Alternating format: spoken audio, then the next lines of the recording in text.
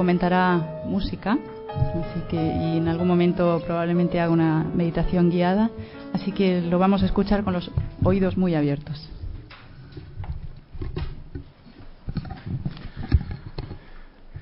Bueno, le he dado un poco de vueltas a esta pregunta de Ana de la actitud del artista y tengo la impresión de que la respuesta sea que lo único extraordinario del artista es no tener actitud. Es decir, si queremos encontrar la actitud, yo creo que nos puede pasar como cuando se quiere describir el espíritu o lo divino, o como dice Lao Tse del Tao, que el nombre de los nombres es innombrable. Es decir, si nos ponemos a pensar en el tema, podemos encontrar que el artista es libre, que el artista es corajudo, que el artista se interesa en el mundo, muchas cosas, pero el resultado creo que será las actitudes del artista, será una realidad multifacética. Así que en ese son me voy a concentrar en una actitud. No voy a darme la pretensión de querer cubrir todos los aspectos, que más bien sería lo que le corresponde aquí al conjunto de las personas que tú has invitado, de que en este panorama que se les ofrece a ustedes se pueda hacer una síntesis. Pero como entrando en materia, quiero, como prólogo a mi tema más específico, decir que aunque en el arte el valor que se pone de relieve es la belleza, esa belleza siempre está unida a una verdad que no es ajeno al arte. La verdad, y no solo los escritores, los que usan palabras, es muy notorio en el caso de los que usan palabras, tanto así que en Alemania surgieron tantos filósofos porque la presencia tan descomunal de Goethe hacía que la gente se sintiera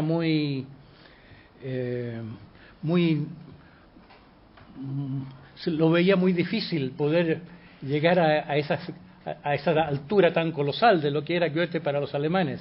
Entonces se dedicaron a la filosofía en vez como una alternativa muy natural. Es el mismo tipo de mente que podría ir hacia la literatura o hacia la filosofía. Pero cuando se trata de otras artes también, el artista es uno que ve más que el resto de la gente, es un testigo, ¿y por qué ve más? Porque yo creo que porque se interesa en el mundo, porque no es un indiferente, porque es una persona que quiere saber, que quiere entender, porque tiene un espíritu buscador. Es primero buscador y después llega artista. El artista es el bueno que ya está encontrando algo en su búsqueda. Pero el tema mío va a ser no tanto del ver y del entender y de la verdad, sino más del corazón. El artista como uno que siente más. Y esto es una cosa paradojal, porque es un sufrir, y una capacidad amorosa, una capacidad de entusiasmo, distintos aspectos del sentir que todos tienen el signo de la intensidad, pero también unido esto a una actitud filosófica, en el sentido muy común de la expresión cuando decimos una actitud filosófica, queremos decir algo así como una visión cósmica, una visión desde lejos, una visión desapegada, una visión de uno que no es completamente de aquí, uno que tiene algo de eso de la intuición de que la vida sea sueño, ¿no? O ese ideal, como dicen los sufis, de estar en el mundo pero no ser del mundo. Me parece que hay esa tensión en el arte entre entre la pasión y el desapego, entre la pasión y el espacio abierto. Entonces el artista es como uno que está en esa vía del medio, reconciliando esos dos. Y puede ser uno que está en la vía del medio porque es uno que tiene cierta capacidad de hacerse nada. En eso no es solo el artista eso es la vocación del artista y del místico. Yo creo que el secreto del gran arte es el mismo secreto del misticismo, solo que los místicos llevan una escuela determinada, se crían, se educan dentro del contexto de una tradición determinada, y los artistas se las arreglan solos. Yo creo que tiene más gracia arreglárselo solo, tiene más. Se puede confiar más en los artistas, yo creo, que en los que están en una escuela, que sea complicado con una iglesia, sea cual sea la iglesia. Todas las iglesias venden algo, todas las iglesias tienen una verdad que promueven. Los artistas son más libres, yo creo, de la cultura, sus voces más originales. De modo que esta pregunta que Ana nos ha hecho, la actitud del artista, se parece mucho a la pregunta de cuál es la actitud del místico. Yo creo que vamos a llegar por otro lado a las mismas conclusiones. Pero les explico el tema que quiero desarrollar más en profundidad. Se anunció como el santo grial de la música. Conocen la leyenda del Santo Grial, se asocia mucho esa leyenda, claro, a Wagner, que le puso música a la leyenda de Parsifal, pero es una leyenda independiente de eso, la leyenda de que el cáliz que recibió la sangre del costado de Cristo, esa sangre que salió ahí por donde el soldado romano, el Longinus, le metió la lanza, esa sangre recogida por el cáliz se transforma en un principio de sanación. Es un principio que no solo se encuentra en el mito cristiano, que es es un mito celta cristiano, semicristiano, digamos, pero se encuentra en muchas formas esta idea de la herida que cura. Se habla a veces de los chamanes como personas heridas que aprenden a curarse a sí mismas y aprendiendo a recuperar su salud adquieren una capacidad de curar a otros. Es el proceso espontáneo de tantos chamanes que han sido estudiados en distintas partes del mundo, de distintas culturas, sin relación unas con otras. Es un proceso natural. Una persona que está demasiado desesperada porque tiene la vocación de ser chamán es muy parecida a la vocación de enfermarse. Es decir, para enfermar hay que tener vocación del descontento, la vocación de no conformarse con lo que otros se conforman. Es decir, como que un chamán es uno que siente demasiado sus heridas. Todos estamos heridos. Y por haber nacido en este mundo, ya estamos heridos. Hemos sufrido desde muy pequeñitos, es como que el impacto del mundo. La mayor parte de la gente se adapta, pero esa adaptación es algo así como un escotoma o como una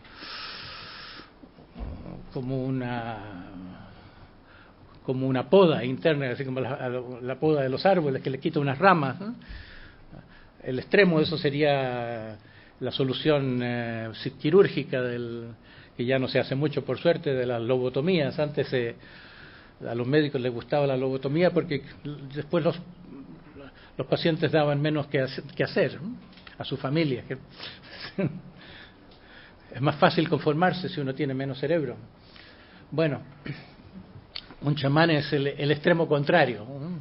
Tiene demasiado contacto con su experiencia, entonces ese descontento lo lleva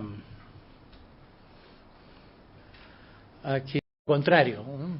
Tiene demasiado contacto con su experiencia, entonces ese descontento lo lleva a que no le queda otra vocación que arreglarse el alma. y termina encontrando cosas que otros no encuentran. Mi teoría es que en la música eso se da en tal forma que la música se puede decir que es expresión de sufrimiento. Gran parte del fenómeno musical es que la música es catarsis, ¿no? La teoría de Aristóteles del arte en general es eso. El arte ¿por qué sirve el arte? Sirve porque expresa emociones. Entonces, porque expresa las emociones humanas, nosotros, el auditorio, el público, podemos identificarnos con esa expresión emocional y contactamos nuestras emociones propias. Nos conocemos un poco más a nosotros mismos, nos sentimos expresados a través del arte. Bueno, eso es una parte de la música. No creo que eso justificaría o que explicaría el que sentimos tan fuertemente que la música es como un alimento.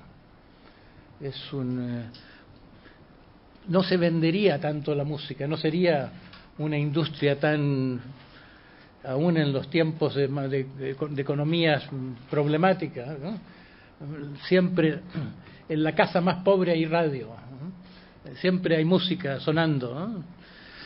Como para llenar una carencia.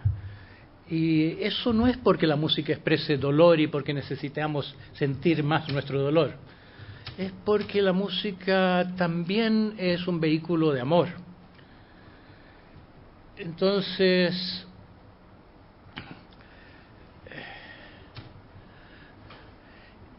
esos dos aspectos de la música son muy fáciles de concebir como 1 más 1. Miramos a la música como expresión de dolor, claro. La música como expresión amorosa es claro, pero lo que yo quiero hacer resaltar aquí es el contacto ¿qué tiene que ver lo uno con lo otro? ¿Qué tiene que ver la herida con el amor? ¿Qué tiene que ver por qué la verdad de ese santo grial? Si el chamán que se concentra en su herida, a través de la concentración en su dolor, a través de nuestra atención a nuestras heridas, sanamos. Y el artista que va sanando, va en cierto modo secretando un antídoto. Digamos, un gran músico no pone esto en palabras, no sabe lo que está haciendo, pero está aprendiendo a sufrir de una manera mejor. Porque el dolor nos echa para abajo o nos echa para arriba. El dolor principalmente, lo más comúnmente, es un factor robotizante. Nos anestesiamos, no queremos sufrir. La mayor parte de la vida es un problema de reducción de la conciencia porque no queremos sufrir más. Y la psicoterapia es en gran parte enseñarle a la gente a volver a ampliar la mirada aunque duela, reabrir heridas para poder sanarlas. Bueno, yo creo que es como la perla con la ostra. La perla es una enfermedad de la ostra. La perla es un grano de arena que podemos imaginar que la ostra quiere quitarse de encima, pero como no se lo puede quitar de dentro, la aísla con esta secreción que nos resulta tan bella. Bueno, podemos decir que la música de Chopin tal vez sea algo parecido. Es el sufrimiento de Chopin y Chopin en su sufrimiento aprendió a crear esa perla, que aprendió a defenderse de su sufrimiento, y es que no es que deje de ser sufrimiento, pero es un sufrimiento vivido de otra manera, vivido desde un punto de vista diferente. Es como que hay maneras de sufrir mejores y peores. Hay sufrimientos que son puramente terrenos, pero hay hay formas sublimes de sufrir. Es como que hay una manera de elevarse a otra perspectiva, y el sufrimiento ahí deja de ser sufrimiento o deja de ser puro sufrimiento. Si uno piensa en la mayor parte de los adagios de Beethoven, por ejemplo, uno puede tomarlos como mares de sufrimiento y al mismo tiempo como mares de dicha.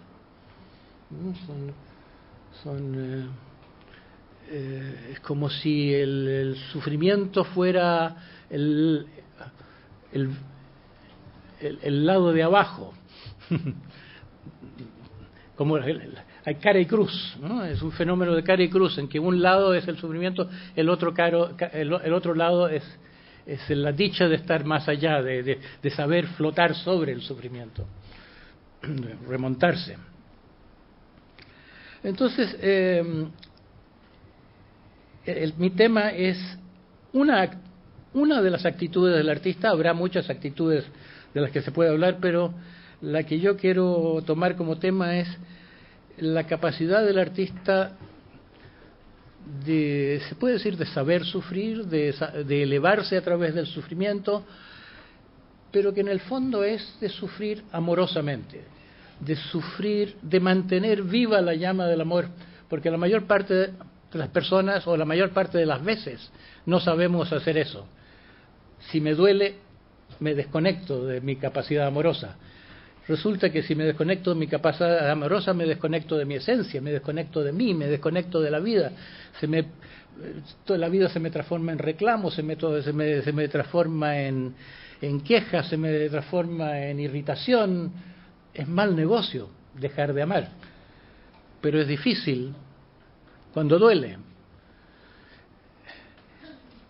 Eso pienso que sea uno de los secretos del arte. Si uno piensa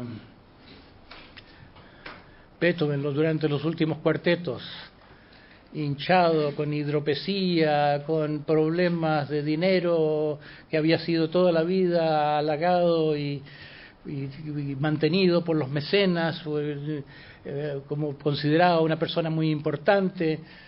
Después se pelea con el sobrino. El sobrino no quiere ser músico, no quiere tener lecciones de piano con él, lo rechaza. Él quiere ir a la corte para reclamar sus derechos de paternidad, y lo dicen que Beethoven no tiene validez. Él siempre se consideró noble y lo consideraron un noble, no se cuestionaba, pero ahí examinan los documentos y ven que es un plebeyo en una época en que su identificación estaba pasándolo malísimo, y al mismo tiempo, ¿qué música componía? Es como si todo ese sufrimiento se transforma en algo que, sin dejar de ser sufrimiento, es tal vez lo más cercano en el lenguaje musical a eso que decía que es el toque de la verdad. Si alguien tocó una verdad espiritual en la música, muy difícil encontrar mejor ejemplo. Bueno, entonces ese es el tema, y quiero pasearlos a través de este tema, a través de como quien conjuga un verbo, conjugar este tema para ver cómo este proceso de transformación del sufrimiento ordinario en sufrimiento extraordinario se da en personas con distintos tipos de personalidad. Distintos músicos son personas diferentes, cada uno tiene un carácter diverso. Entonces, aunque sea universal este proceso de elevación, toma formas diversas, un carácter diverso. Entonces, aunque sea universal este proceso de elevación, toma formas diversas. Como un punto de partida, aquí quiero hacerles oír el segundo movimiento de concierto para violín de Mendelssohn.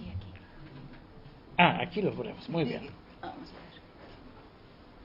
Tenía Tchaikovsky, lo vamos a dejar por aquí. Qué bien, todo aquí a mano. Vamos a ver la segunda banda. Vamos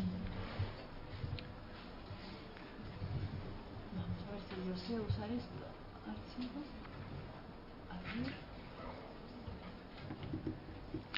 Mendelssohn era una persona alegre.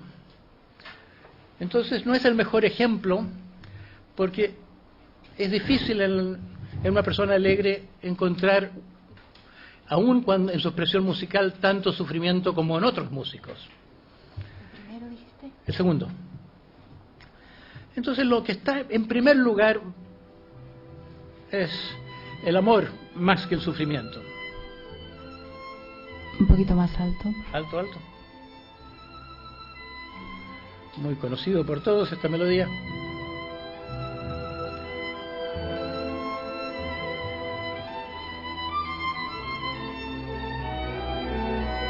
¿Es el segundo banda?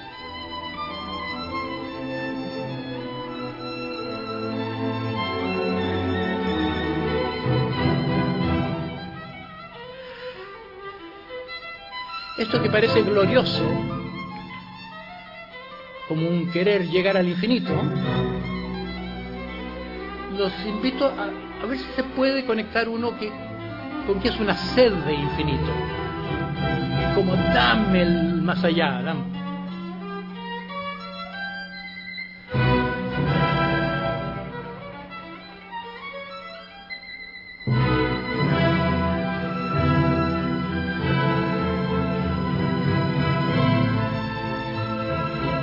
Cuando hay desesperación, hay un reclamo, entonces ahí se profundiza la audición musical.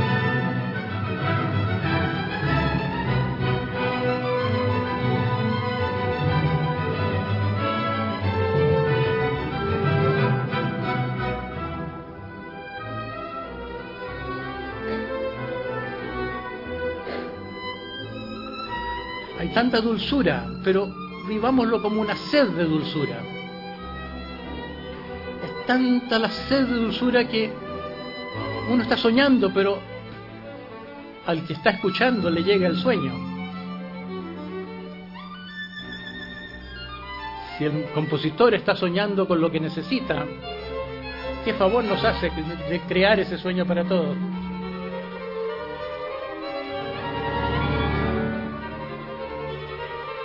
Está soñando con estar completísimo.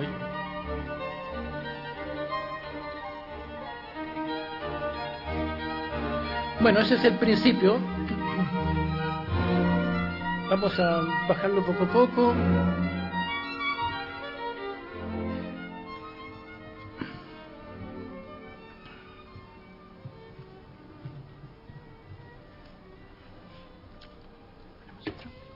Y vamos a... aquí. Vamos a la música de un gran amigo de Mendelssohn, que también era una persona más o menos alegre, pero no todo el tiempo. Era maníaco depresivo. Schumann alternaba entre dos personajes que él llamaba... porque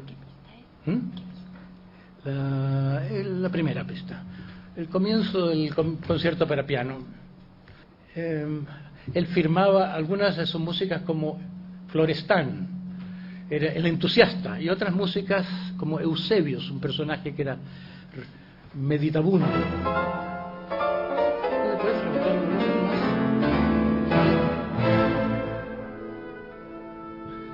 ¿Cómo le suena este tema? Es como el Eusebius aquí. Es reflexivo, más bien tristón. Yo diría anhelo. Es como el anhelo del paraíso perdido.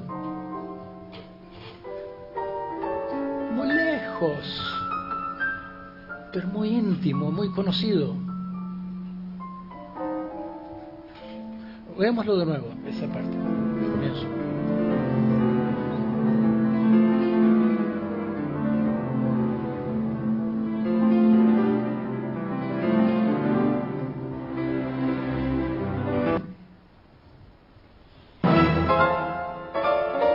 Después de esa apertura brillante, se abre la puerta, se abre el telón, y lo que encontramos esto. el tema del anhelo, digamos. Llévame ahí.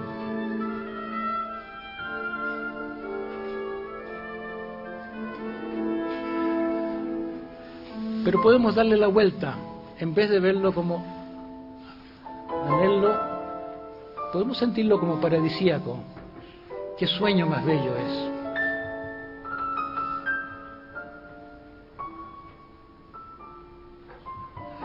Dediquémonos un rato a ver si podemos mantener al mismo tiempo la percepción del sufrimiento y del amor.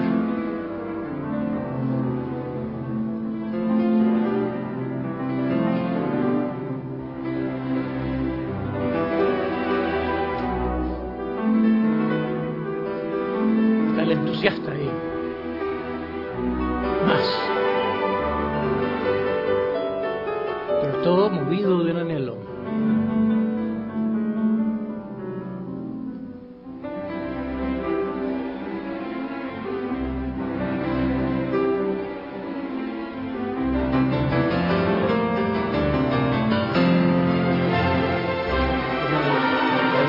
El reclamo. Dámelo.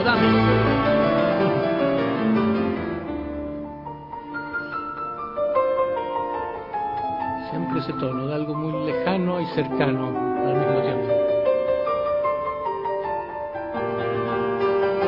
Como quien dice, un contador de cuentos que ¿te acuerdas?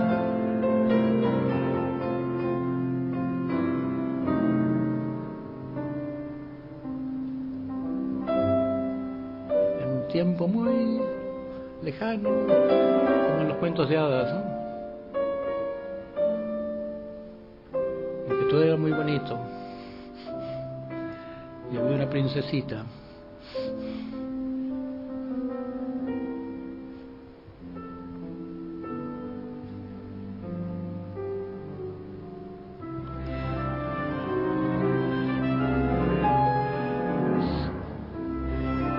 Se usa mucho para explicar la idea de Gestalt, una figura en que una línea se puede ver o cóncava o convexa según pertenezca a figura o fondo. Así en la música se puede percibir como abundante o como deficiente, como deseo o como rebalse. No sé si se puede al mismo tiempo, pero se puede alternar entre ellas. Podemos ver esto como una gran sed, querer dar un salto grande.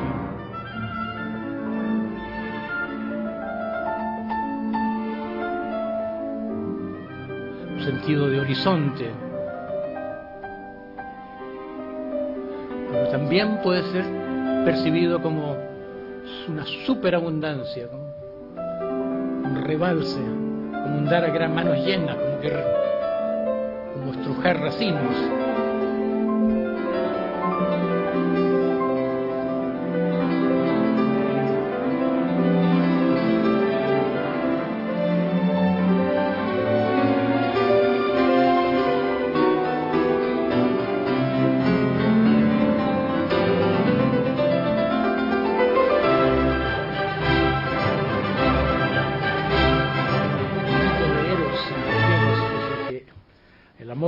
Hijo de Poros y Penía, hijo de la abundancia y de la deficiencia, hijo de la sed y de la abundancia.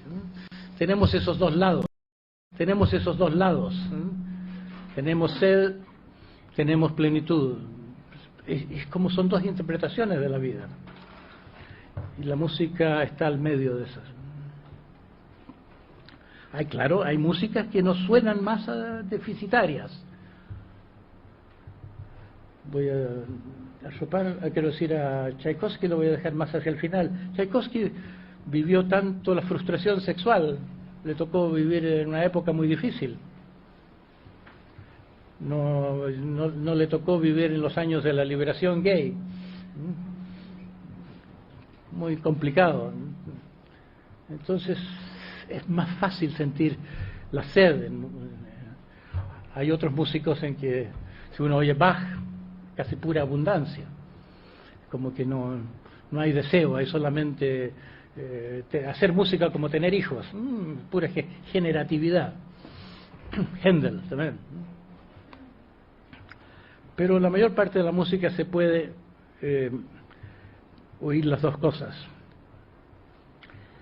Vamos a Chopin. También el concierto para piano, el primer concierto para piano.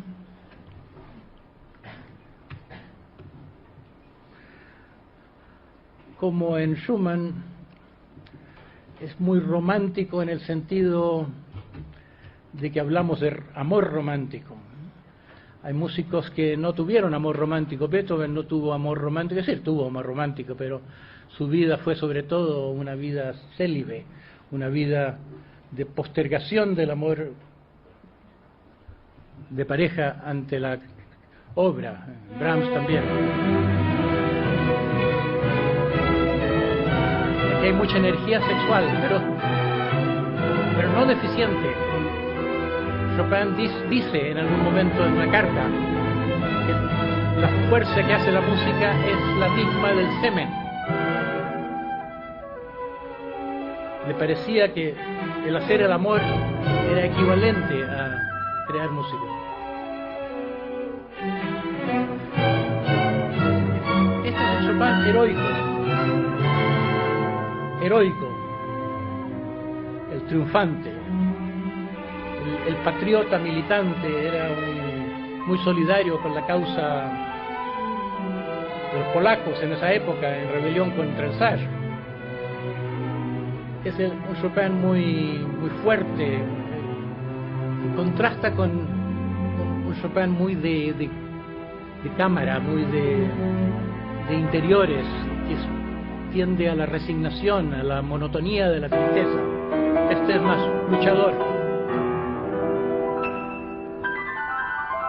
Pero en esa furia también se puede sentir el amor, una raíz amorosa, pero que enojado por amor, como un enojo al servicio de la vida.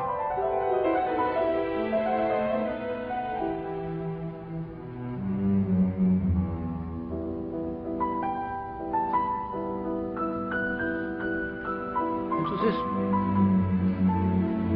bueno, este es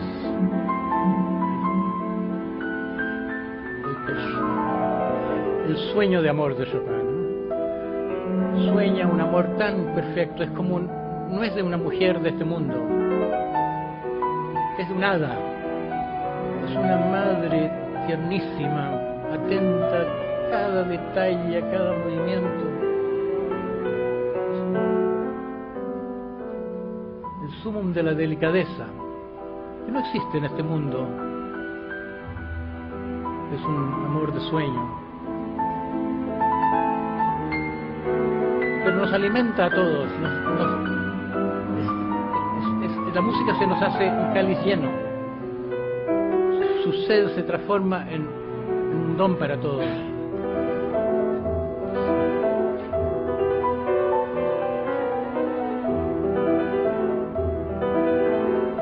Podemos oír la tristeza. Y mientras más oímos la tristeza, más oímos las respuestas a la tristeza.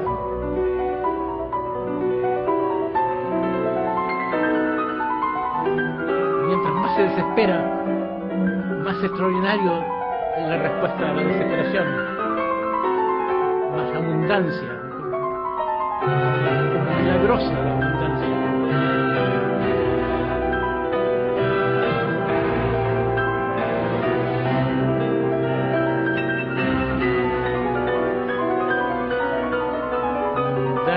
Llenas.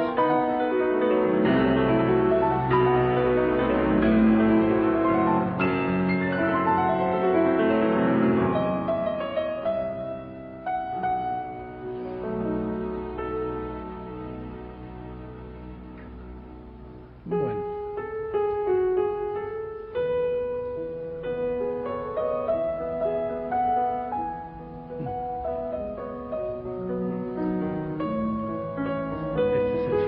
Tan famoso por los nocturnos, ¿no? Ese tema.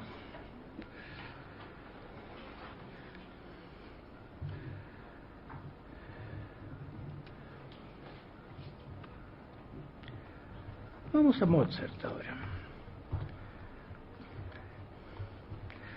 Mozart era otro carácter alegre. No solo era una persona alegre él, personalmente, sino que como austríaco vivió en una época en que la música austríaca tenía que ser alegre o no gustaba. Acordémonos que Viena... Siempre el comienzo, pero todavía no. Espérate un poquito.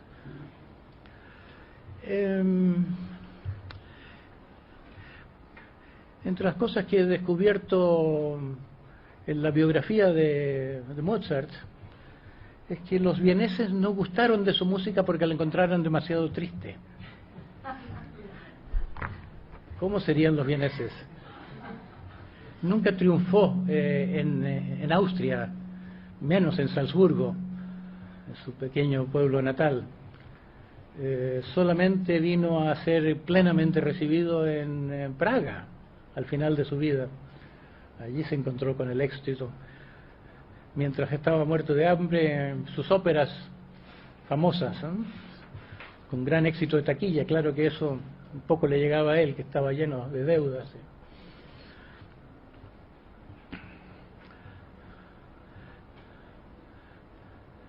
Tristísima vida de la de Mozart. Deudas, dificultades económicas, hijos que se le morían. ¿Y cómo es que hacía música tan alegre? Yo siento que no era un caso de simple represión, como diríamos hoy. No era simplemente que una falta de profundidad. Hay de sobra pruebas, sobre todo su comprensión humana, porque él se metía con el libreto de las óperas y ya como adolescente tenía una concepción de los caracteres humanos que envidiable, como de dramaturgo. Uno se asombra de dónde sacó tanta experiencia de la vida. Tenía una mirada muy clara sobre la vida. Yo creo que mucha salud mental que le hacía ver claro a la gente. Pero en esa época no había llegado el momento en la historia de la música en que la música se consideraba un medio de expresión personal. No era la música una ocasión de confesión, más bien era una construcción de una obra que con leyes propias, ¿no? Entonces hay que tener un oído muy sutil para oír la tristeza de Mozart, y lo que les quiero dar como ejemplo ahora es inusual.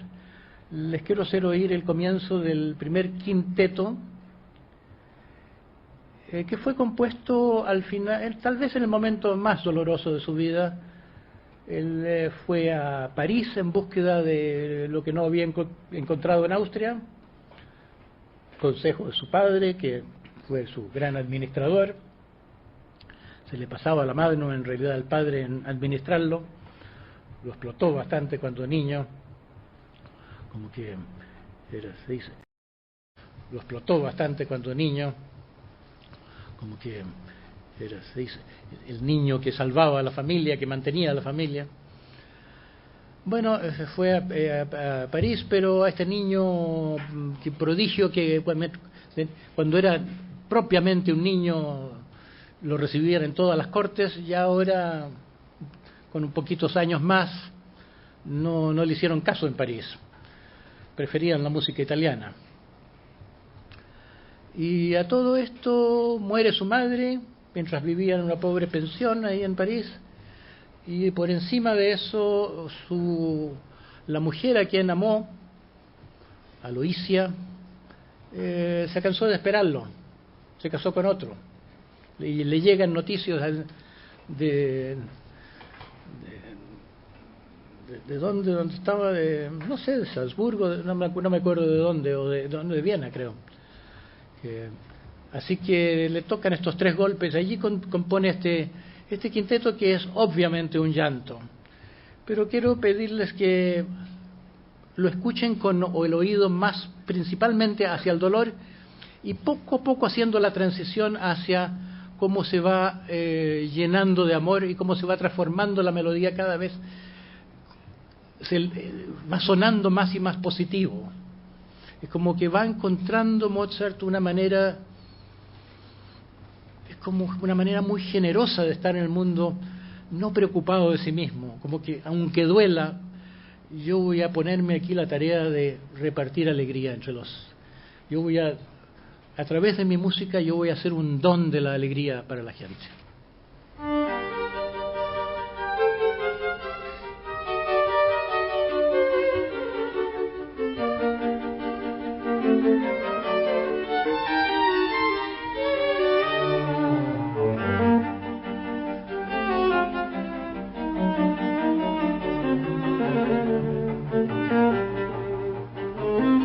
Buscando una salida. ¿Qué puedo hacer?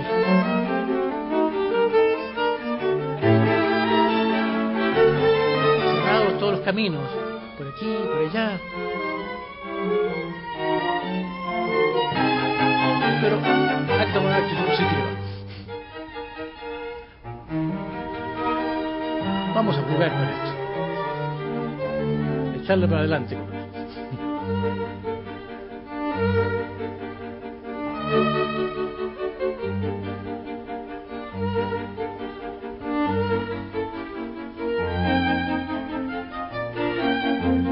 Aceptación, paciencia. Y le va tomando el gusto esa... Va poniéndose más bella esa actitud.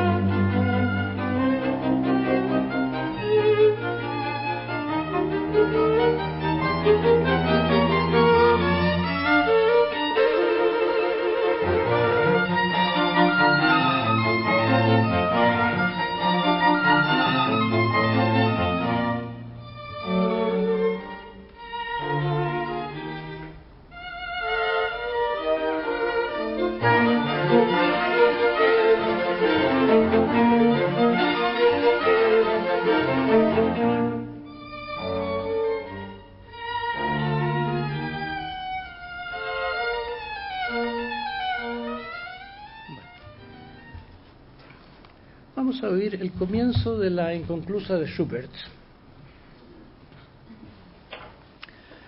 Pero antes de escuchar la música, quiero llamarles la atención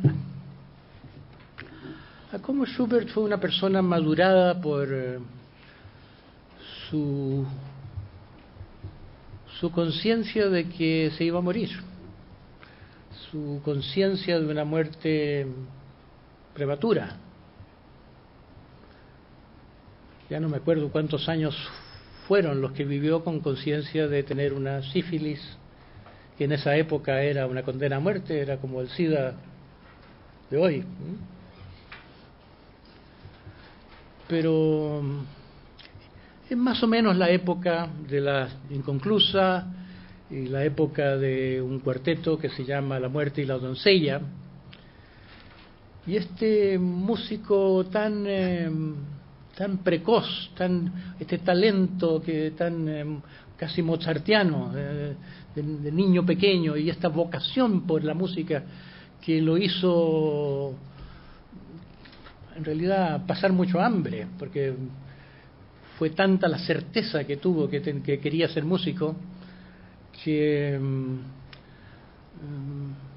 aceptó no solo no tener que comer muchas veces, tener que vivir de la ayuda de los amigos, sino que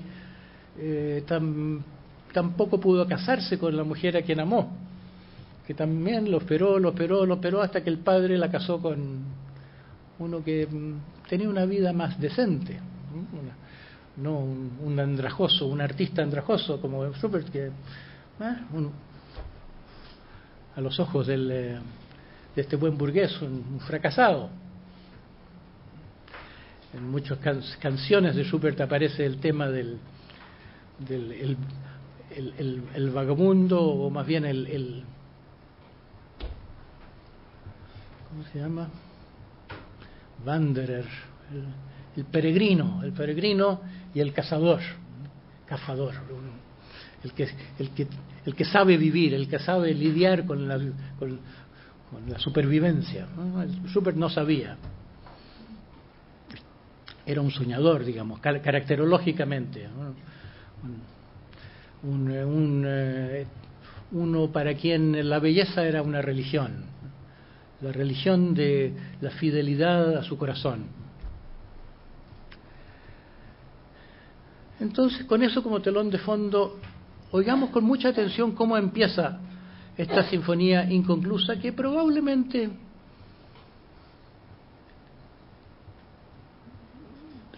sea estructuralmente inconclusa, no porque no alcanzó a terminarla. Es como que quiso hacerle otro movimiento, un tercer movimiento, pero la inspiración no lo acompañó. Es como que la inspiración quería una obra de dos movimientos. Es como si estructuralmente era como la vida misma de Schubert, una vida cegada tempranamente, como una vida inconclusa. Se ha dicho de esta sinfonía que es la más perfecta de las sinfonías del repertorio clásico. Hay sinfonías más grandiosas. La novena sinfonía de Beethoven es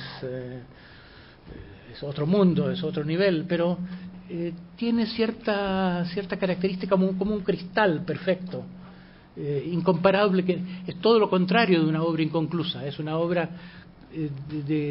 como perfectamente tallada, una inspiración cristalina. Oigamos los primeros compases, pero antes que nada con suficiente volumen. Empieza, es una melodía de los chelos abajo, una voz grave. Ustedes me dirán cómo escuchan esta voz, emocionalmente, cómo suena.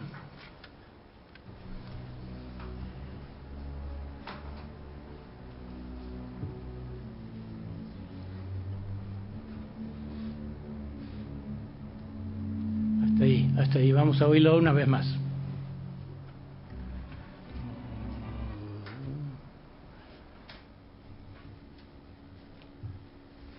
¿Es una pregunta o es una afirmación?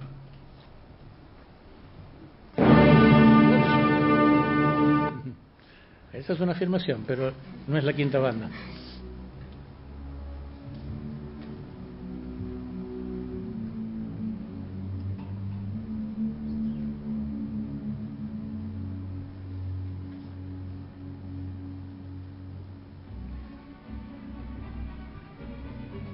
Hemos oído tanto esto que nos damos cuenta hasta qué punto es como un temblor, una persona que está temblando ante lo que viene.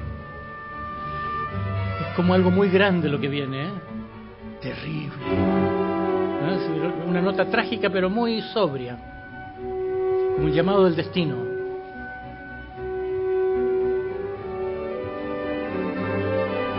Como un llamado a aceptar. Como le dijera, hombre, hazte hombre. Como le dijera, hombre, hazte hombre. Encara esto.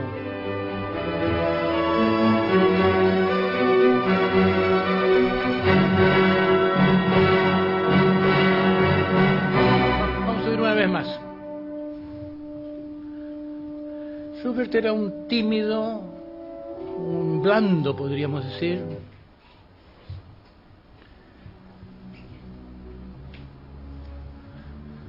Y se encuentra con algo que lo sobrepasa.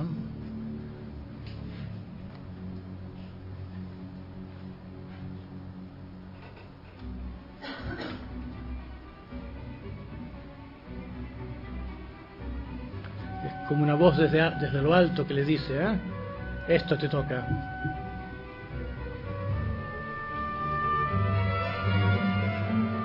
Con aceptación. Sí, sí, lo acepto.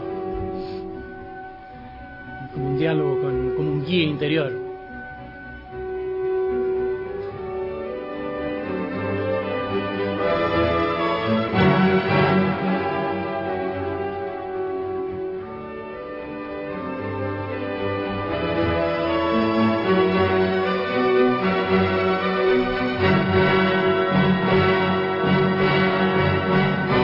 Una vez que llega eso, ¿qué hace? Encuentra su actitud frente a la muerte, se pone a cantar.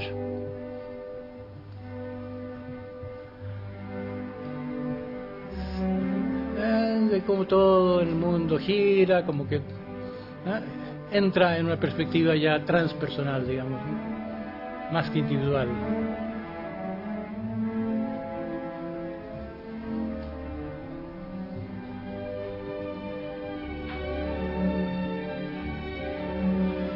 Esa es la actitud que se va a repetir en muchas de sus obras. Lástima, no tengo aquí. Una de mis maletas se quedó en el aeropuerto. Me hubiera gustado el quinteto, el último quinteto de Schubert. Empieza con un son trágico, pero muy pronto llega a ponerse a cantar frente a eso. Recibe la muerte componiendo.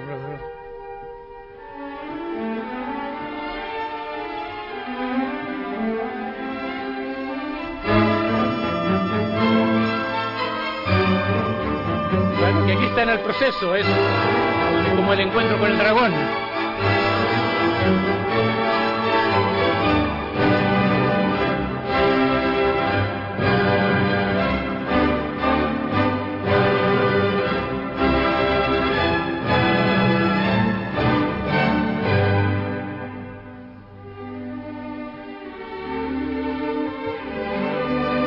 Y florece esa actitud. Se hace más satisfactoria, más bella, como una flor que se va abriendo. Bien.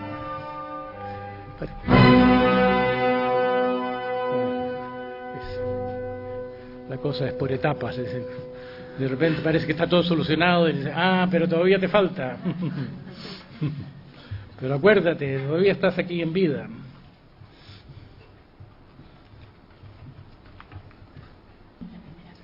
La primera pieza.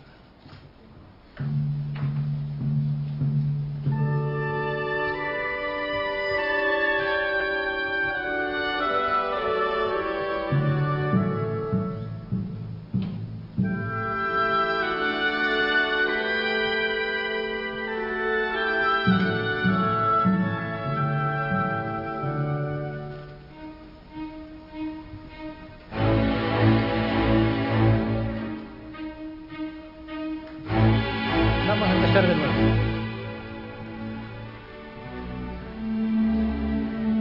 ¿Qué les salta más? ¿Qué se les hace más presente? ¿El aspecto doloroso o el aspecto amoroso?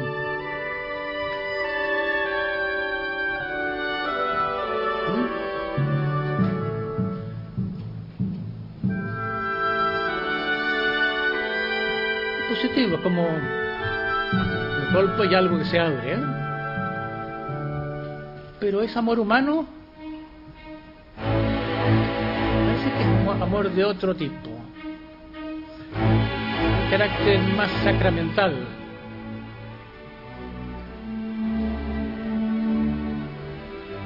más es con el cosmos más que con las personas. Vamos a... no, entonces sigamos con esto.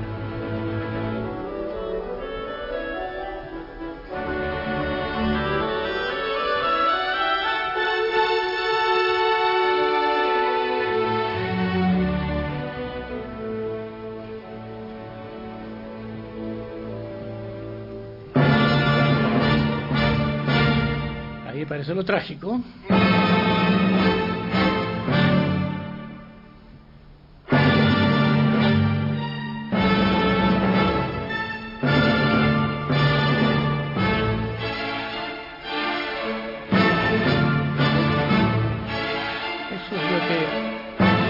Beethoven de comienzo a final,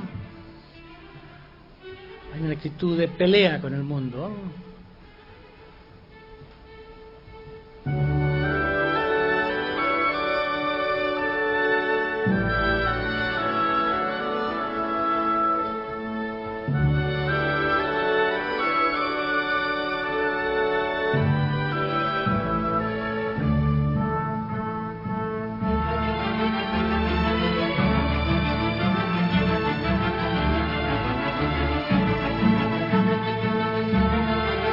Determinación de vencer obstáculos.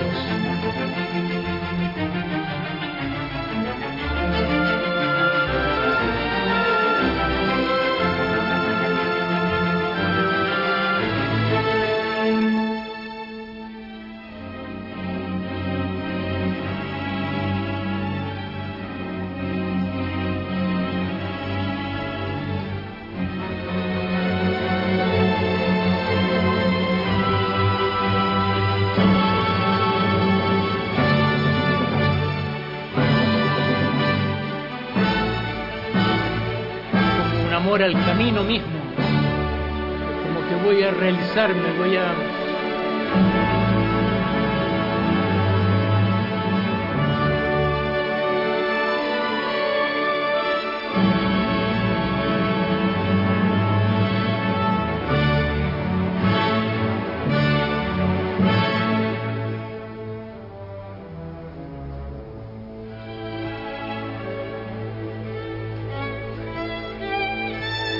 esos cuadros de Rembrandt de mucho claro oscuro.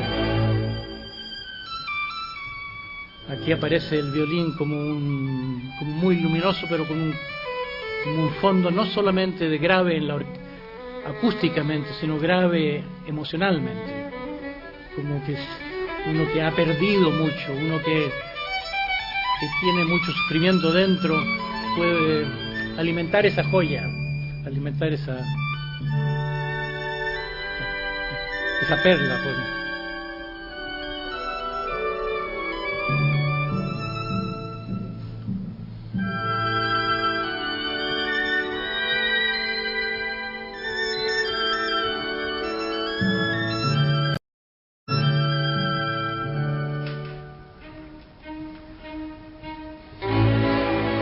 Bien, lo disonante que es eso, o lo desarmónico, es como que un cuadro del mundo, ¿no?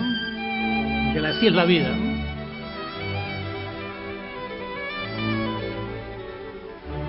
Como un salto en falso, ¿no?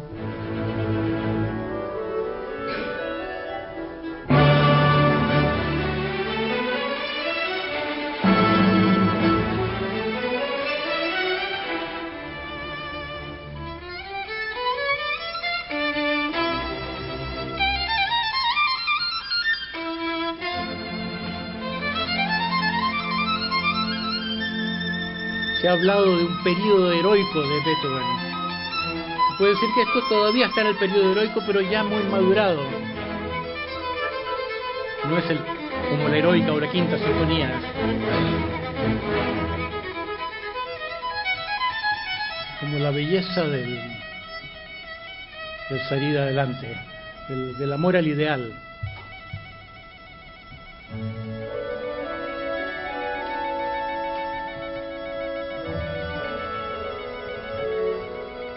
Bueno, dejémoslo ahí, aunque todos estos ejemplos son torsos musicales muy truncados.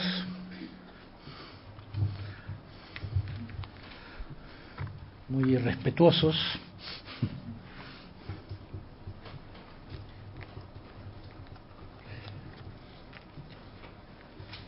Y vamos a ver si todo esto se aplica también a Bach.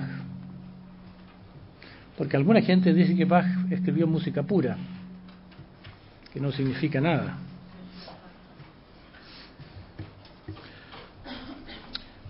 Vamos a oír el comienzo el segundo movimiento del concierto para dos violines.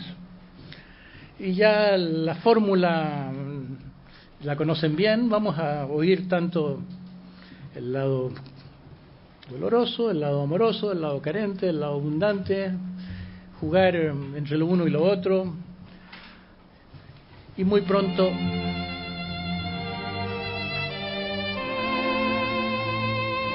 nos vamos a sentir en un mar de misericordia.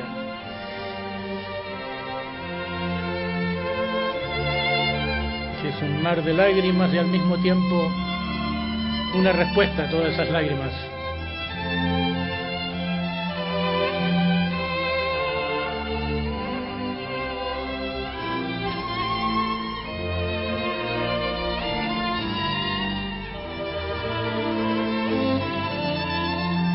Si alguien expresó lo que puede ser la compasión divina, aunque sea un cuento de hadas, pero existe en la mente de los hombres. Y es un alimento.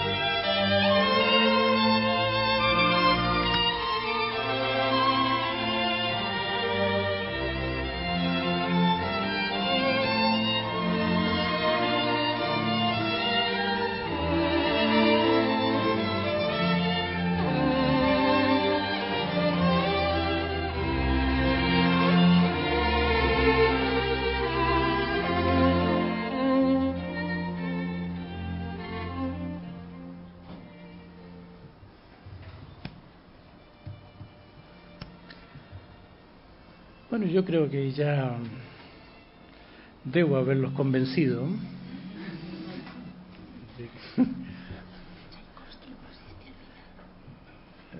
No, pero oigamos un poco dónde está la gente primero. ¿Qué tal estáis? Bueno, yo para como cierre de esto, es que me pregunta si por Tchaikovsky, Ana, porque se encontró con un compact que había dejado en la sala cuando todavía no había llegado la gente y no lo he usado. Y podemos también entrar en Tchaikovsky, pero primero quiero como que redondear este tema volviendo al contexto de la pregunta original, porque este es un asunto, el saber amar, como el artista como alguien que tiene una actitud ante el dolor que es un poco superior al resto de los mortales, o ejemplar, o que es una ayuda al resto de los mortales.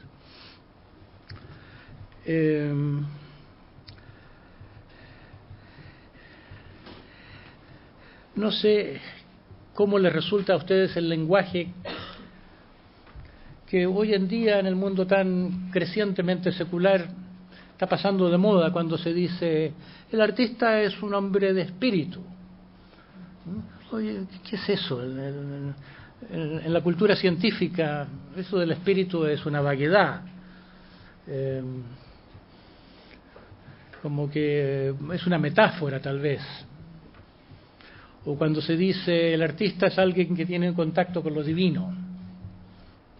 Entonces, porque tiene contacto con lo divino, puede amar de otra manera, o porque puede ver con más sabiduría, o ese espíritu puede entrar incluso, como somos no solo cabeza y corazón, sino que también tripas, tenemos o acción y cuerpo y acción. Hay gente que es más de la línea de los sabios, de los maestros espirituales, quiero decir, o de los filósofos en el antiguo sentido de la palabra, de los que entienden los misterios. Hay gente que es más de la línea de los artistas o de los santos, y puede decirse que hay artistas que son santos invisibles, que no los hemos mirado de ese lado y sus vidas no nos llaman la atención, pero que hay santos que son invisibles, porque si no los promueve el Vaticano, en esta cultura vaticaniense no se les va a notar, porque a veces, desde el punto de vista convencional de la santidad que se ha usado, les falta o les sobra. Entonces, yo creo que son los músicos, los gurúes más específicos del mundo occidental, guías que han influido muy profundamente en la conciencia sin necesidad de que eso se tradujera en palabras. Y hay gente en que les llega más el espíritu a la acción, ¿no?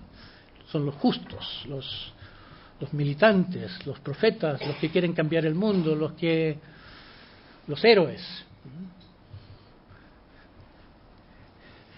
Pero como todos tenemos cabeza, corazón y hígados,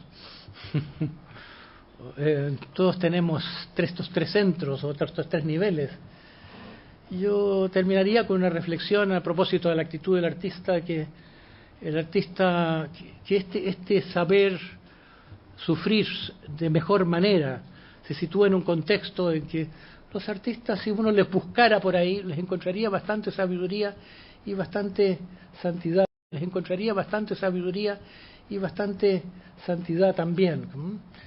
Y eso no se lo puedo probar. No les puedo probar, por ejemplo, yo creo que Brahms fue un santo invisible. Parecía un buen burgués nomás. Pero cuando se murió, le dejó de llegar dinero a la cuenta corriente a algunas personas que nunca supieron quién era el que los estaba ayudando. Él podía ganarse la vida muy bien como compositor. Ningún compositor hasta la época había podido tener tanto éxito. Entonces, lo que le sobraba, muy generosamente lo daba a otros que necesitaban más. Pero nunca quiso que se supiera. Es raro eso. Son detalles inusuales. Esa generosidad, esa misma invisibilidad. Entonces no miramos de ese punto de vista a los artistas, pero los artistas tienen su lado de bondad no convencional, aunque desde el punto de vista de la moral convencional se salgan de las normas. Entonces, esto no lo podría demostrar yo. Me gustaría simplemente, si alguien recibe esta idea y la quiere investigar, que esto inspira a alguien. Pero si no, yo creo que puede ser una idea que nos inspire a respetar más a los artistas. No considerarlos como especies de cigarras cantoras que tienen una inspiración divina, una inspiración misteriosa, sino que son personas vivas con un mundo de experiencia muy complejo y admirable, y sus vidas son muy interesantes y muy profundas, y que los podemos comprender, mientras más los comprendemos como humanos, más podemos comprender su arte. No es como las apariencias pudieran sugerir, y tanto se repite. Una cosa es la vida, otra cosa es el arte. Esas son personas convencionales que no se dan cuenta que la vida de los artistas es mucho más de lo que parece de acuerdo a los valores superficiales de los contemporáneos. Bueno, ahí creo que con eso ya me doy por terminado. Me gustaría aprovechar el tiempo en responder a lo que quieran que hable, a lo que quieran preguntarme, y tenemos a Tchaikovsky de reserva si es que da el tiempo y la energía.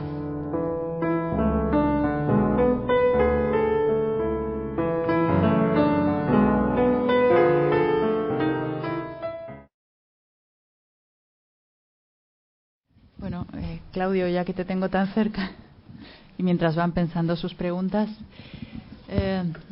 Tapies insistía en que para ser considerado un buen artista según sus estándares había que ser una buena persona. Luego pensamos en Picasso y quizá no era un ángel precisamente, ¿no? ¿Tú crees que es posible ser un gran artista desde el espíritu, en el sentido en el que tú hablas, y no ser una buena persona en este mundo? Yo creo que se puede ser una buena persona y al mismo tiempo muy mala persona. Es decir, es cuestión de punto de vista. A mí me ha interesado mucho e influido mucho Gurdjieff. No sé cuántos de ustedes conocerán a Gurdjieff, pero la gran obra escrita de Gurdjieff tiene la forma de un larguísimo relato que se llama Todo y todas las cosas, o Historias de Belcebú a su nieto. Y obviamente se identifica Gurdjieff con Belcebú. Es muy fácil sentirlo como demoníaco, y hay personas que lo creen demoníaco, que lo creyeron demoníaco. Amigos míos en Israel, por ejemplo, me decían que los rabinos en Israel lo consideraban una persona medio demasiado oscura, no se usa tanta. Y en realidad él tuvo contacto con una escuela en Irán, los yezidis, que eran adoradores del diablo. La idea es que si vamos a personificar el bien, no es menos válido personificar el mal. Y de Dios en realidad no tenemos para qué preocuparnos, porque Dios nos va a amar sin que le hagamos la pata. No necesitamos propiciarlo, no necesitamos seducirlo. Es muy infantil pensar tan mal de Dios que tengamos que hacernos los niñitos buenos. Con la persona con que hay que entenderse es con el diablo. Bueno, no hay que ser muy convencional. No hay yo creo que Gurdjieff era una excelente persona, pero se necesitaba mucha profundidad para darse cuenta. Era muy tentador de vivirlo como el Mefistófeles de Goethe. En la leyenda de Fausto, el diablo parece principalmente como un tentador, como el modelo que tomó Goethe es del libro de Job, en el Antiguo Testamento. Y ustedes recordarán cómo Job hace un arreglo con Dios. Al comienzo del libro de Job están hablando con Dios y hacen una apuesta. Y ese, dice el diablo, ¿tú me dejarías que yo lo tiente? Tiéntalo nomás, que vas a ver que me es fiel. Es mi fiel siervo. Entonces hay una idea de que Dios y el diablo están de acuerdo en la creación del mundo, que no se podría crear el mundo sin la ayuda del diablo, que la vida humana es una caída, pero es una caída para volver a salir a flote, que si no tuviéramos ego habría que inventárselo. Es decir, la caída es indispensable al juego, no hay redención sin enfermedad, ¿no? Como volvamos al punto de partida, ¿no? Así que como se puede ser una buena persona, es decir, se puede ser un artista sin ser buena persona. Yo dudo que se pueda ser artista sin ser gran persona, pero eso de ser gran persona, cómo lo llame la gente, va a variar. ¿Fue gran persona Picasso? Yo creo que sí. ¿Fue buena persona en el sentido convencional? Claro que no. Pero es que aquí estamos en una gran pregunta. Es que ofrecer la otra mejilla, ese ideal tan cristiano, no resistir al mal. ¿Es siempre en todo momento lo más adecuado? ¿O hay ocasiones en que hay que devolverle, pagarle con la misma moneda al otro? ¿No hay que defenderse de un mundo de egos con el propio ego en ciertas situaciones? Esto es hoy en día prohibido plantearlo en público, pero Mahoma, que tenía un carácter muy diferente del de Jesús, pero también expresaba una santidad, en su formulación de los mandamientos del Islam incluyen el de la yihad, la lucha por la justicia, la no indiferencia a la injusticia del mundo. ¿Cuánto se va a meter uno? ¿Cuánto esa lucha es un preocuparse de, o cuánto es lucha más agresiva? Hay muchas opiniones allí. Los sufis hoy en día oficialmente han tomado una posición antiterrorista. Nadie aprueba de los extremistas hoy en día. Pero ¿quién vio esta hermosa película y profunda película de este danés, cómo se llama? ¿Cómo se llama? Dogville. ¿Quién no vio Dogville? La mitad o casi no han visto Dogville. Bueno, yo diría que ese es el tema de Dogville. El personaje central de Dogville es una mujer muy cariñosa, muy cristiana, perdona siempre a todas las porquerías que le hacen a través de toda la película, que es como una síntesis del mundo. Es la vida de una pequeña aldea, pero esa aldea se resume toda la porquería.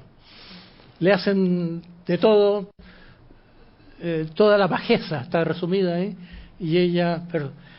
Y al final aparece su padre gángster, que la llama al orden y le dice: mi hija, esta no es la forma de vivir. Y en un momento tiene ella una conversión y le dice al padre que dispare sobre todos y arrasan con el pueblo. Y ahí termina y se ve como lo que es la experiencia terapéutica de ciertas personas muy buenitas, muy dulces, muy perdonadores, pero que eso está hecho a base de represión. Es un cristianismo de superficie, y que si la agresión que llevan reprimida no está tomada en cuenta. Entonces son muy pocos los que llegan a hacer la síntesis de esas cosas. Dicen que Dogville es la primera de una serie de 3. Yo estoy a la espera con mucho interés de ver cómo sigue. ¿Ya salió la...? A punto. Bueno, no sé si es un tema tangencial o no, pero como ha estado usted hablando sobre el problema del mal, al fin y al cabo, a mí me gustaría decir que respecto a lo que decía Ana, yo creo que ser bueno es una cosa muy peligrosa, ¿no? Y que como usted ha citado... No es bueno ser bueno. Claro. No siempre bueno. Claro. Y que creo que eso se ve muy claramente en las películas de Buñuel, ¿no? Por ejemplo, en Viridiana, que es una chica que está haciendo el bien todo el día y termina organizando un desmán terrible. Y también en Nazarín, que es originariamente una novela de Galdós que Buñuel llevó al cine y que prácticamente trata el mismo tema. Es un sacerdote que va haciendo el bien y donde va no provoca nada más que asesinatos y desmanes, ¿no? De manera que yo creo... también. Niña perfecta, sí. En asesinato también. De manera que yo creo que lo del ser bueno es un privilegio que tienen algunos, pero el que no tiene ese privilegio, si se pone a ser bueno, puede ser terriblemente peligroso. Y entonces otro tema sobre el asunto de si Picasso era buena o mala persona.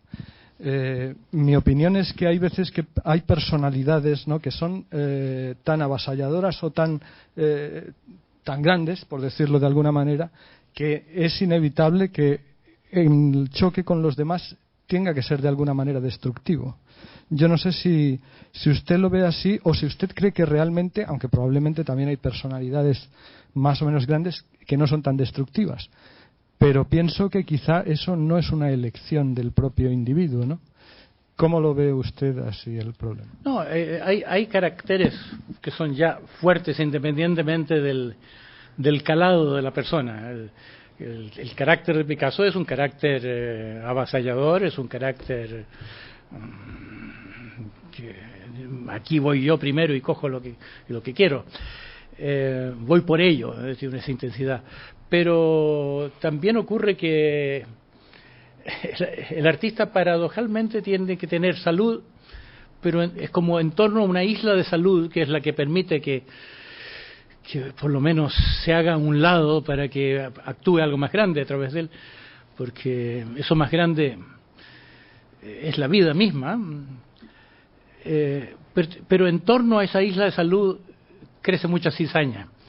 Ese fenómeno que ha generado tanta reflexión y ese tema tan fascinante de genio y locura. ¿Por qué se encuentran, no? ¿Por qué es tan cercano lo uno al otro? Yo creo que es porque la persona que tiene contacto con algo superior, esa energía alimenta al diablo interior, digamos. Nuestra enfermedad también se aprovecha, también se nutre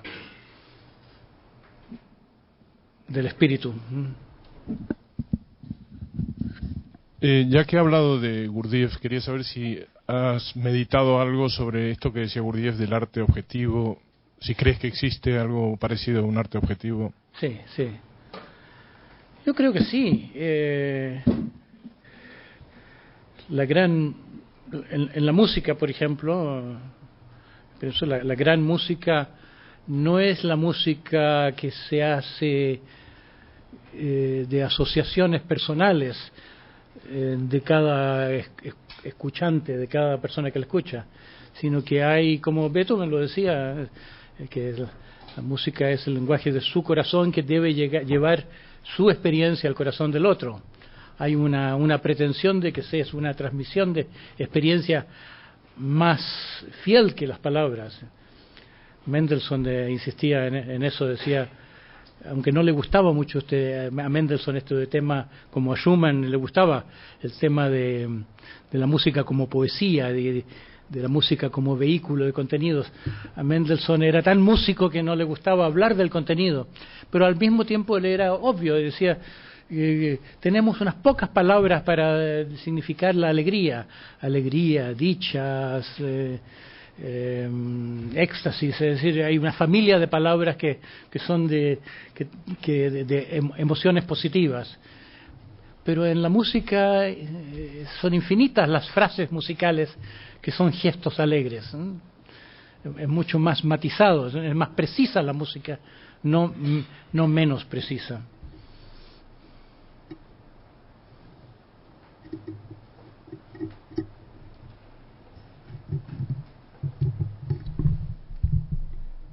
Bueno, volviendo al tema de la música, quizá tú consideras que puede ser la forma artística que tiene un acceso más directo y poderoso al espíritu y al fondo del corazón humano, o no puedes más que decir que sí porque a ti te gusta la música por encima de todo.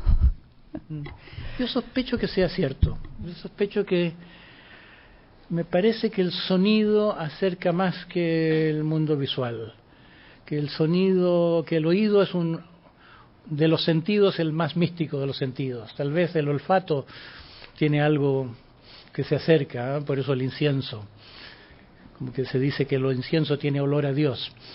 Bueno, como metáfora algo de eso hay, como que nos lleva, ya hemos perdido el olfato.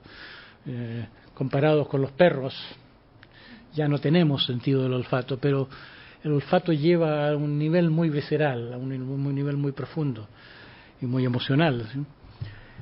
Yo creo que hay mucho de verdad en eso que dicen los hindúes. Hay una frase hindú, nada Brahma, ¿no? El sonido es Dios. Es decir, hay una potencialidad del fenómeno del sonido en sí, de sintonizar. Si uno se tapa los oídos, eso podemos hacer una pequeña, unos pocos segundos de un experimento. Si ustedes se cierran los oídos, primero parece que no se oye nada. Luego puede oírse algo, pero no es nada interesante. Pero al poco rato, y sabiendo lo que uno quiere oír, es como una manera de interpretar lo que oye, uno puede oír un fuego interior, un fuego de un horno, que se parece un poco al sonido Om. Es parte de esto de un yoga específico, del nada yoga, ¿eh? Es una forma de meditar, el oír el sonido de lo divino dentro de los oídos cerrados por los dedos. Y es una de esas cosas muy simples, muy elementales, pero que tiene un toque de sacralidad, así como, digamos, el fuego es algo muy especial, que es, si queremos en el mundo de la experiencia visual encontrar algo divino, difícil encontrar algo más cercano a lo divino que el fuego. Tal vez el cielo, o el agua.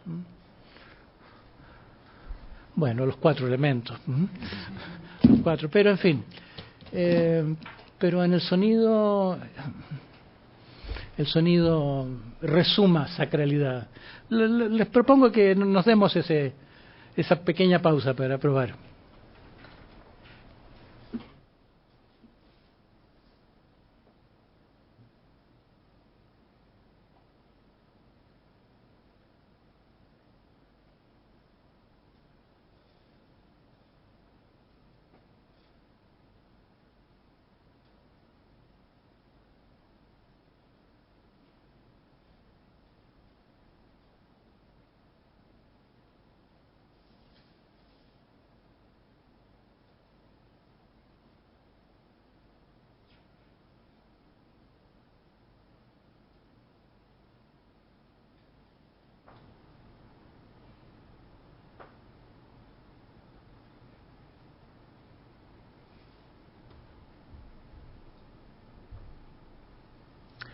Es sutil, pero se va haciendo más profundo mientras uno le da más atención.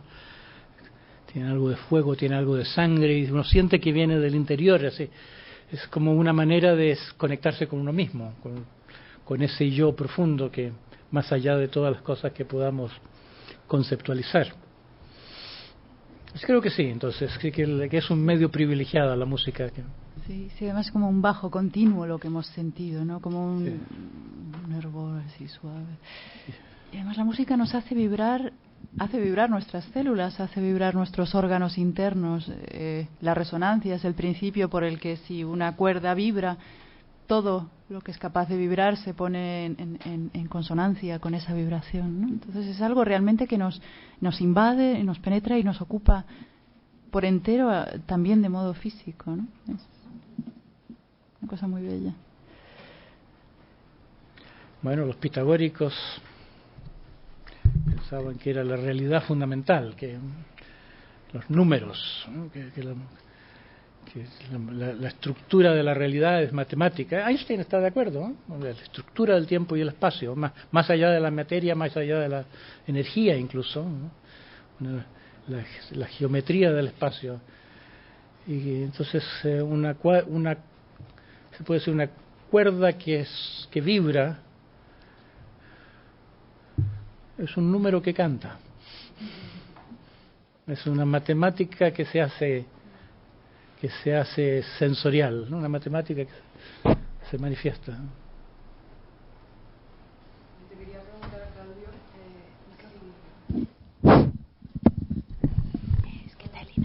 a lo que has dicho al principio de que en la obra musical estaba la mezcla entre el dolor y la alegría, ¿no?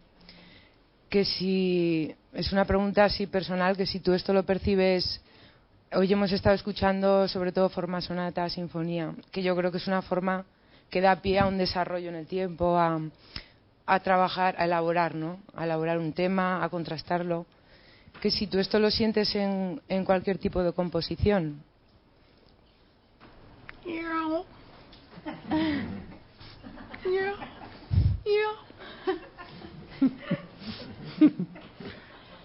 ¿Eso es escasez o es abundancia? Puede ser enternecedor también. Yo creo que sí. Yo he probado con música china. Lo que pasa es que donde entra la armonía se hace más evidente el mundo emocional. Incluso cuando no hay armonía completa, cuando es solamente quintas y cuartas, como en la música medieval, ¿no? El organum. Todavía falta la tercera. Es como que falta el corazón, es como que está la cabeza y las tripas, pero es esa tercera que puede ser mayor o menor la que va a agregarle el toque de alegría o de tristeza al acorde. Sí, yo te lo decía también más en cuestión, por ejemplo, de la obra de un compositor. Por ejemplo, el álbum de la juventud que has puesto, una obra de... si tú crees que una sinfonía, una sonata, te puede permitir más entrar en ese contacto con algo más global, de poder conectar con el sufrimiento, como hacer una resolución realmente en una obra, o hay obras en las que el compositor se permite pues albergar solo un aspecto, el aspecto de la alegría, el aspecto del dolor. Bueno, algunas de mis ilustraciones fueron truncas, fueron un tema. Y eso se sale de la forma sonata. La forma sonata deriva de la ópera. Se originó, primero vinieron los conciertos instrumentales en que se reemplazó la voz de una soprano por un violín. Bach tradujo a Vivaldi, Vivaldi tradujo del mundo de la ópera veneciana de esa época. Entonces aparecen dos temas en la sonata, uno masculino, uno femenino, se llaman convencionalmente, que son como dos personajes en la ópera, y el desarrollo va a ocurrir algo en la acción entre esos dos personajes. Pero me parece que lo típico de la sonata, y por qué la sonata se impuso en el mundo de la música por tanto tiempo, por qué entre Haydn y Brahms toda la música clásica y la música de cámara y la música no solo sinfónica y los conciertos son forma de sonata, o por lo menos el movimiento principal de todas esas obras es esa forma de sonata, con exposición, desarrollo, reexposición. Es porque es como una manera de hablar de la transformación. Se plantea una situación en la exposición, se desarrolla, y cuando se viene a la reexposición hay un cambio tonal y que nos hace sentir, llegamos a casa. Es como una espiral, tiene una estructura espiral. Nada puede, si uno quiere explicarse por qué esa forma que parece tan arbitraria se impuso tanto tiempo, es porque es como la forma de un proceso espiral del alma, un proceso de un desarrollo en que el comienzo es igual al fin, o el fin es el fin al que se llega es como el comienzo visto con otros ojos.